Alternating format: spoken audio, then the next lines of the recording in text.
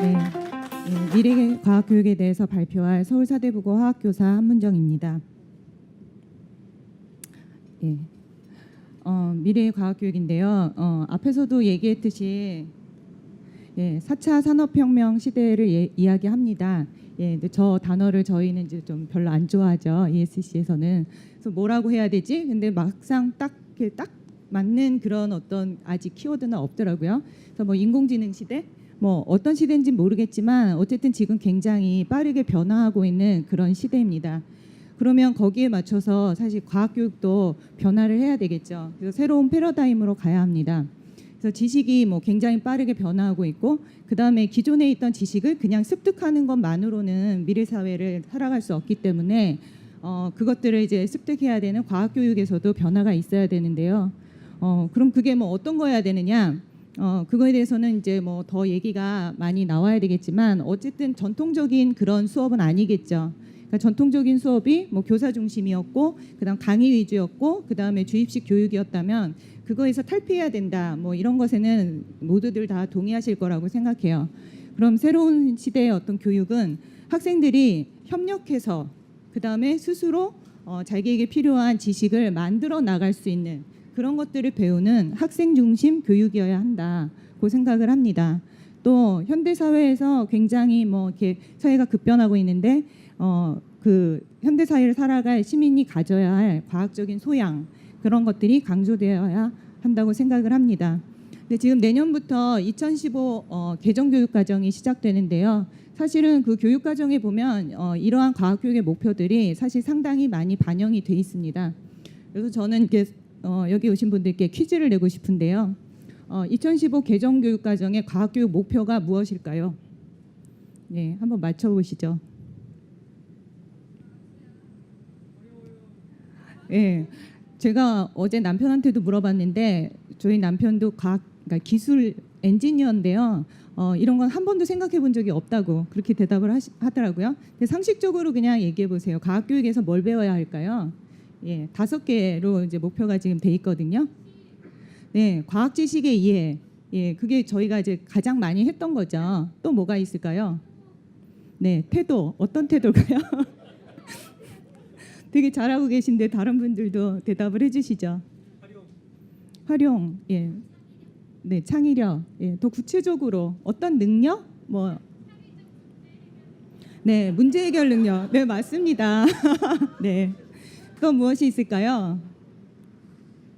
네, 여기 오신 분들이 대부분 과학기술인이실 텐데 과학교육의 목표에 대해서는 정말 별로 생각을 안 해보셨을 거예요. 5가지로 되어 있는데요. 첫 번째가 자연현상에 대한 호기심과 흥미를 갖고 문제를 과학적으로 해결하려는 태도를 기른다. 두 번째가 일상생활의 문제를 과학적으로 탐구하는 능력을 기른다. 세 번째가 과학의 핵심 개념을 이해한다. 그 다음에 네 번째가 아까 얘기한 것들이죠. 과학과 기술과 사회의 상호 관계를 인식하고 이를 바탕으로 민주시민으로서의 소양을 기른다.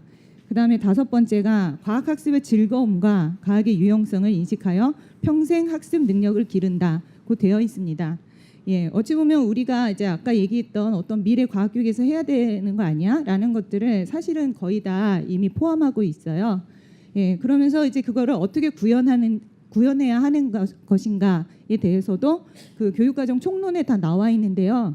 탐구 중심, 학생 중심의 교육을 해야 된다. 그를 위해서는 실험, 글쓰기, 토론, 프로젝트 수업, 과제 연구, 과학 간 견학, 이런 것들을 통해서 이런 것들이 이루어질 수 있게 해야 된다 하면서 그거를 통해서 과학과에서는 핵심 역량을 키워야 되는데 그 핵심 역량으로서 과학적 사고력, 과학적 탐구 능력, 과학적 문제 해결력, 과학적 의사소통 능력, 과학적 참여와 평생학습 능력을 강조하고 있습니다. 그럼 사실은 이런 것들을 이렇게 이론적으로만 강조한 게 아니고요. 이렇게 해서 이런 그 컨셉을 가지고 교과서를 기술해라 해서 제가 작년에 열심히 교과서를 썼거든요. 그래서 내년에 이제 도입될 건데요. 내년에 도입될 학생 중심 교육 교과서에는 예를 들어서 탐구를 이거 제가 쓴 부분인데요. 뭐 이렇게 구현하게 돼 있어요. 그러니까 옛날에는 예를 들어서 탐구 부분이 나와서 뭐 조사가 있더라도 굉장히 짧았어요. 교과서에 뭐에 대해서 조사해보자 하고 주제들만 이렇게 정해줬다면 그렇게 하면 안 되고 1시간 동안 어떻게 아이들하고 그것을 탐구를 할 것인가가 교과서에 구체적으로 구현돼야 된다. 그것이 이제 요구사항이었기 때문에 막 고민을 했죠. 이거 뭐 어떻게 해야 돼? 이 탐구 주제가 있으면 그럼 이 경우는 뭐 과학 기사를 주고 애들이 과학 기사의 내용을 요약하고 제목을 정해보는 걸 한 다음에 그 다음에 그것과 관련된 다른 기사를 자기가 작성해 보는 거 그것이 이제 1시간 동안 이루어지는 탐구 활동이고요. 그 다음 거는 뭐 천연 지시학을 이용한 그림 그리기를 해야 돼요. 그러면 인터넷으로 검색해서 천연 지시학이 될 수 있는 재료가 뭐가 있지? 애들끼리 막 검색을 하는 거죠. 그런 다음에 그 재료를 구해오는 거예요. 그런 다음에 천연 지시학을 만들고 그걸 갖고 그림을 그려요. 예술 작품을 만드는 뭐 이제 이렇게 하는 식으로 탐구가 이루어지고요. 그다음에 이거는 산성화된 토양을 어떻게 효과적으로 중화시키지 해서 석회가루를 뿌리면 된다. 옛날에는 이제 교과서에 그냥 그런 것들이 뭐 예로 나와 있거나 지식으로 나와 있었는데요. 근데 그렇게 할 때 문제점이 뭔지 토의해 보라 이러더라고요. 그래서 이제 사실은 이제 몇 개의 걸 줬어요. 이런 문제가 있지 않을까 하는 상황을 주고 이거에 대해서 애들이 그럼 이걸 어떻게 해결하지를 포스트잇을 붙여서 막 브레인스토밍을 해본 다음에 그 중에 좀 이렇게 괜찮다 하고 아이들이 이렇게 뽑아낸 걸 가지고 다시 이제 조사를 하고 그걸 발표하는 뭐 이런 형식으로 일단 구현을 했습니다. 그래서 이제 이런 수업이 잘 됐다고 해요. 그러면 평가를 어떻게 해야 할까요? 이런 수업을 한 다음에 그럼 오지선다형으로 다음 중 천연지시학의 재료가 아닌 것은 1번 뭐 2번 뭐 이렇게 한다면 그거는 맞는 평가가 아니겠죠. 그래서 평가도 사실은 보고서 평가, 발표 평가, 관찰 평가, 동료 평가들을 하게 돼 있고 그것에 따른 어떻게 평가할 것인지 저건 제가 예를 들어서 작성한 거거든요. 저런 식으로 이제 교사용 지도서에 다 나가게 돼 있고 선생님들은 저건 이제 참고해서 자기가 이제 맞는 방법으로 평가를 하겠죠. 예, 이렇게 구현을 하도록 되어 있습니다. 근데 그러면 뭐 이 정도만 구현이 된다 해도 좋은데 이렇게 하려면 필요한 아주 기본적인 어떤 인프라가 있을 거 아니에요. 예. 그런데 사실은 그런 것들이 사실은 제대로 되어 있지 않다는 거죠. 그래서 저는 그런 것에 대한 제언을 드리고 싶어요. 이건 그냥 정말 현장에 있는 과학교사들이 아니면 교사라면 누구나 바라는 그런 바람들을 적은 건데요. 첫 번째는 당연히 학급당 인원수가 감축이 되어야 합니다. 그래서 25명 이하가 되어야 아까 말한 그런 모든 별 수업이 가능하다고 저는 생각을 하고요. 그러면 뭐라고 얘기하냐면 지금 아이들이 자연 감소하고 있어서 어차피 지금 학급당 인원수가 30명 정도밖에 안 된다 이렇게 얘기하는데 그거는 참 평균의 오류고요. 실제로 우리 학교 작년에 1학년 들어온 아이들이 한 반에 몇 명이었냐면 40명이었거든요. 우리가 제발 학생 수를 줄여달라고 교육청에 요청했더니 올해는 1학년이 37명이 됐어요. 3명을 줄여줬어요. 그러니까 여전히 저희 학교는 과밀학급이죠. 그럼 같은 성북구 안에도 30명이 안 되는 학교도 있는데 왜 우리 학교에는 40명을 주느냐? 예, 그거는 교육청에서 뭐랄까 좀 인기 있는 학교 얘는 아직도 그렇게 많은 학생들을 배정을 해요. 예, 그래서 사실은 김대중 정부 때 처음으로 학급수 감소에 들어가면서 그때 정한 기준이 최대 35명 이하로 맞춰라 였거든요. 근데 그 이후에 오히려 슬금슬금 늘어나기 시작해서 지금은 40명도 배정을 해준다는 거죠. 그러니까 오히려 교육 정책이 거꾸로 간 예예요. 그래서 평균이 중요한 게 아니라 과밀학급을 줄여야 되니까 최대 인원수를 적어도 30명에 맞춰달라. 그래야 학생 중심 수업을 할 수 있다. 그렇게 요청을 드리고요. 두 번째는 당연히 실험 실습비가 확충되어야 되고 그다음에 학교마다 과학 실험 조교가 의무화돼 있어야 교사가 저런 번거롭고 힘든 학생 중심 수업이나 아니면 실험 같은 것들을 활성화시킬 수가 있습니다. 근데 이것도 사실은 마찬가지인데요.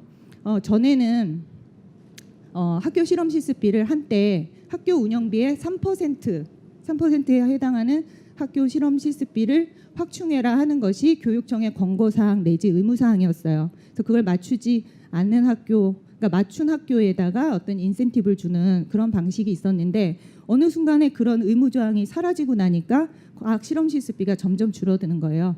그래서 이것도 저희 학교 예를 들면 저희 학교는 올해 2,800만 원의 실험 실습비가 책정이 돼 있는데 그래도 그게 학교 운영비의 3%가 안 됩니다. 안 되거든요. 근데 2,800만 원 정도면 그래도 저는 학교에서 굳이 비싼 기구를 사지 않는 한 제가 소모품은 충분히 사서 쓰면서 원하는 실험을 해요.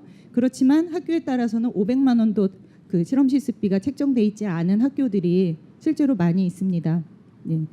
그리고 과학 실험 조교도 공립학교에는 이제 다 있었고 사립학교에는 거의 없었어요. 근데 지금은 오히려 공립학교에도 점점점 줄어들고 있는 상황이에요. 그래서 저런 것도 만약 의무화해야 한다는 어떤 원칙을 정하면 충분히 학교에서 할 수 있는 일이거든요. 그리고 지금 뭐 새로운 정부에서 특히 일자리 창출을 얘기하고 있는데 그런 면에서도 과학조교를 학교마다 의무화해서 한 명씩 배치하는 일은 충분히 가능할 거라고 생각을 합니다. 그 다음에 평가 방법의 개선인데요. 아까 이렇게 보셨지만 교육과정이 사실 그 교육과정은 지금 갑자기 나온 게 아니고요. 지금 교육과정, 전에 교육과정도 사실 다 비슷한 목표가 있었어요. 그런데 그럼 교육과정이 잘못된 게 아니라 교육과정이 있으면 그 교육과정에 따라서 수업을 하고 그 수업에 따라서 평가가 이루어져야 되는데 교육과정과 수업이 어긋나는 경우도 많았고요. 또 아니면 교사가 소신껏 교육과정처럼 그렇게 수업을 했다고 쳐도 그 다음에 평가의 방법에 있어서는 그 자기가 한 그런 어떤 수업대로 평가를 하거나 그거에 의해서 대학을 가기가 어려웠다는 얘기죠. 그러면 다시 말하면 항상 이제 우리 교육의 문제가 그렇듯이 대입에 따라서 거꾸로 수업의 방법이나 이제 이런 것들이 다 이렇게 종속되는 그런 구조에서 사실 자유로울 수 없기 때문에 이 세 개가 일치하도록 실질적인 변화가 있어야 된다. 그렇다면 진짜 수능이 지금까지 말한 이런 학생 중심 교육, 미래 과학 교육에 정말 적합한 평가 방법이냐, 오지선다형에 의해서 아이들을 이렇게 평가하는 그것이 진짜 아까 말한 뭐 인공지능 시대, 4차 산업 시대에 맞는 평가 방법인지에 대한 전면적인 재검토가 저는 필요하다고 생각해요. 그래서 이 정부에서 사실은 수능을 절대평가제를 하겠다는 것을 이야기했죠. 그래서 저는 사실은 더 나가서 전면 재검토를 했으면 좋겠고요. 그 다음에 그렇지 않다 하더라도 지금 수능 문제에서 화학 문제를 보면 사실 저는 굉장히 화가 나요. 이게 화학의 내용을 묻고자 하는 건지 아이들을 변별하기 위해서 문제를 꼬고 꽈서 사실은 수학 문제 비슷하게 그런 문제들이 있거든요. 그래서 그냥 존속시키더라도 수능 문제에 대한 재검토는 반드시 필요하다고 생각합니다. 그 다음에 좀 시간이 지났지만 한 가지를 더 얘기하면 그 다음에 과학교육은 사실은 학교에서만 이루어지는 것이 아니라 학교 밖 과학, 비형식 과학교육기관을 충분히 활용할 수 있을 때 더 잘 될 수 있습니다. 근데 그렇게 하려면 지금까지보다는 더 밀접한 어떤 네트워크를 구축해야 하는 거죠. 그래서 교사와 과학관, 박물관, 연구소가 같이 어떤 프로그램을 개발하거나 뭘 함께 할 수 있는 그런 것들이 더 활성화됐으면 좋겠고요.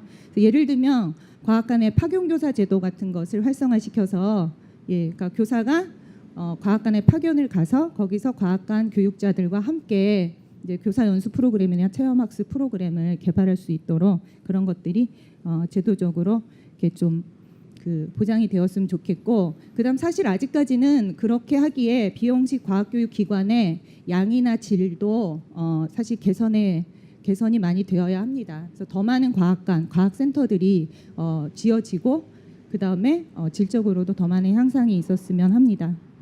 예. 마지막은 사족이라서 아주 간단하게만 붙이면요. 그렇지만 사실 저는 교육 현장에 있는 교사로서 어떤 제도를 이게 좋겠다 해서 유행처럼 이렇게 들여와서 혼란을 주는 것은 사실은 반대합니다. 그러니까 코딩 교육을 예를 들면 저거 자체를 반대한다는 것이 아니라 바로 사실은 전 정권에서 컴퓨터 과목이 생기면서 교사들이 그 과목을 했다가 다시 이명박 정부 들어가면서 컴퓨터 과목이 이렇게 다 선택으로 바뀌었어요. 그래서 많은 학교에서 컴퓨터 과목이 없어지면서 그 선생님들이 갑자기 할 게 없으니까 재교육을 통해서 진로 교사로 이렇게 전환을 하는 경우가 있었는데 그 경우에 많은 부작용이 있었거든요. 그래서 어떤 교육을 할 때 이것이 정말 이 정권을 넘어서 그 다음까지 지속적으로 할 수 있는 교육인지 그런 것들을 다 생각해서 어떤 교사 수급의 문제와 함께 그런 것들에 대한 고민이 조금 더 있었으면 좋겠다는 얘기고요. 그래서 와이파이를 내년부터 사실은 또 문재인 정부에서 학교에 다 이렇게 공급하겠다. 굉장히 기쁜 소식이에요. 그런데 사실은 한쪽에서는 지금까지 왜 못했냐면 교육청에서 보안을 문제로 니네가 무선을 인터넷을 쓰려면 이런 거를 설치해야 해 하는 그 보안 기준이 너무 까다로워서 그걸 맞추면서는 할 수가 없었거든요. 그래서 그런 어떤 상충되는 그런 제도들을 개선해서 그런 것들이 교육 현장에 다 이렇게 뭐랄까 정착을 잘 했으면 좋겠습니다. 네, 이상입니다.